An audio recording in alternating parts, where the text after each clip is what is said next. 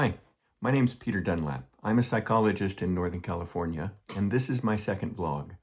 Today I'm going to talk for just a few minutes about how important it is to tell our stories to one another in a manner that helps us become the people called for by our time.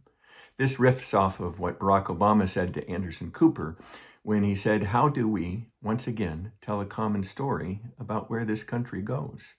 And Anderson Cooper responded with, "Are we even willing to listen to each other's stories any longer?" Well, let's find out.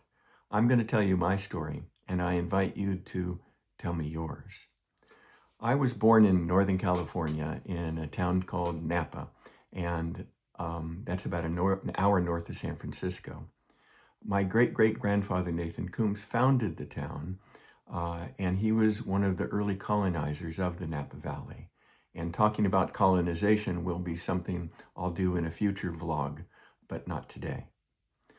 He was in the first California legislature in the Senate. His son was the ambassador to Japan in the Congress and also the California Senate.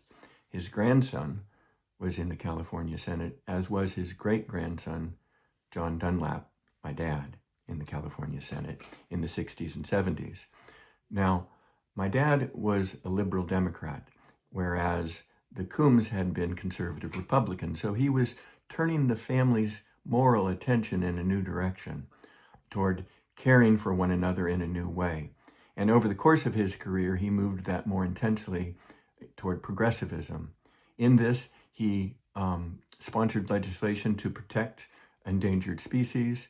He sponsored legislation to ban fluorocarbons in aerosol spray cans to protect the ozone layer. He helped found the California Coastal Commission to protect our coastline.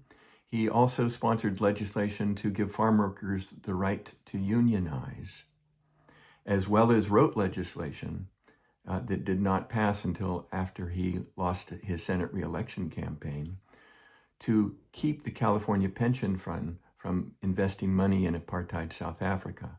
So as you can see, I'm quite proud of my dad's progressive work.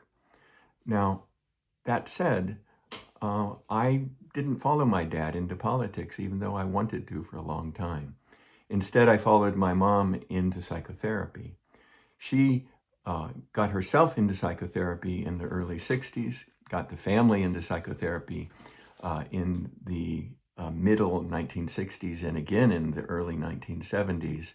And I have a lot of books on my shelf that have her name in the cover, as she was an avid reader in the area of psychology and psychotherapy. So what you see here is my dad's thinking that solutions to human problems come from outside in our communities, working together to solve human problems. And my mother had a vision that to solve human problems, we have to turn inward to healing and finding those values inside. And so what I have found my work to be is to integrate these, the outward path to freedom through politics and pursuing justice, and the inward path to healing by developing our psychological mindedness. So in the work that I'm learning to do, I work to bring healing and justice values into a group where we do those together simultaneously. This isn't psychotherapy, and it isn't activism, but it draws on the values of both of those. My mom and dad pioneered this work, and now there are thousands of us that know the importance of bringing the psychological and the political together. That's what this vlog series is about. That's what my work is about. Please contact me if you have an interest in learning more.